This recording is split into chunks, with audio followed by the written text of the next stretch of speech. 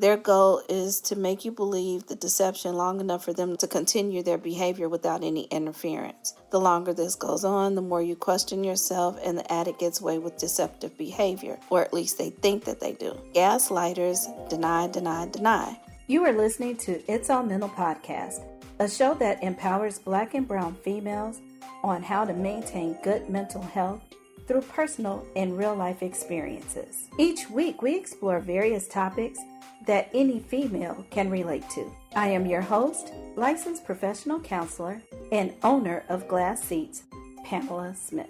What's up, good people? Coming to you today to talk about gaslighting and addiction, the similarities between the two. I was reading an article a while back, and it talked about gaslighting in relationships. And so the article defined gaslighting as a manipulation tactic used to gain power, also causing the victim to question reality. So when I read the article, it reminded me of the similarities of the behaviors of addicts. Addicts also use manipulation tactics to cover their addiction, and these tactics can be used to gain a false sense of power, cause their loved ones to question what's really going on. So looking at the tactics and how they relate to both gaslighting and addiction, I came up with 4 of them. First one is telling blatant lies.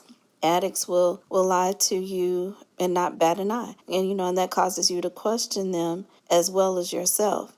Gaslighters will also lie with a straight face, and doing this actually sets the foundation for, their plan. It keeps you in a constant state of confusion and doubt. The second is the proof is in the pudding. Addicts will deny their comments and actions even though you can prove to them otherwise, right? Their goal is to make you believe the deception long enough for them to continue their behavior without any interference. The longer this goes on, the more you question yourself, and the addict gets away with deceptive behavior, or at least they think that they do. Gaslighters deny, deny, deny. The more they deny, the more momentum they gain, increasing their influence and decreasing your resolve. So then what they do is they can see the start of the transformation beginning. Less of you versus them and more us, also known as them.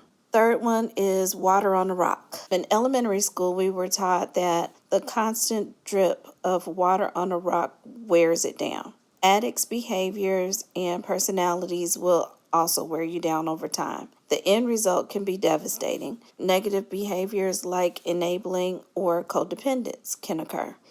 It can sneak up on you, and before you know it, you're not only accepting the addict's behavior, but helping feed their addiction. Gaslighters are very patient and methodical in their tactics. The lies and put-downs are subtle and infrequent at first, and over time they increase in frequency and the level of cruelty. Like an addiction, it is full force before you know it. What started out as fun and games is now a life-altering event.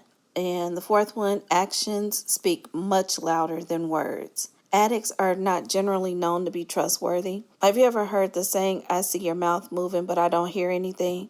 Or some version of the saying. Pay attention to the actions rather than the words being spoken if you want to know the truth. Gaslighters will talk a good game.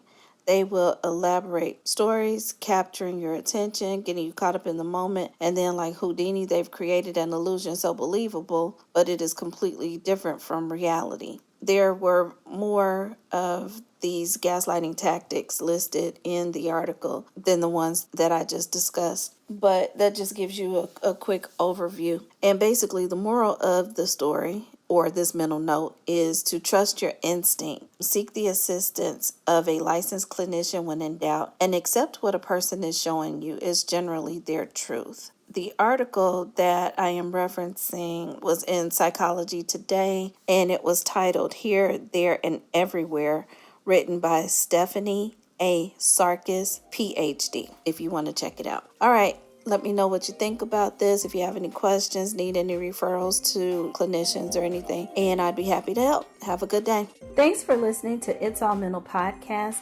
If you could do us a favor and leave a review on Apple Podcast, that would be great. Until next week, I am your host, Pamela Smith.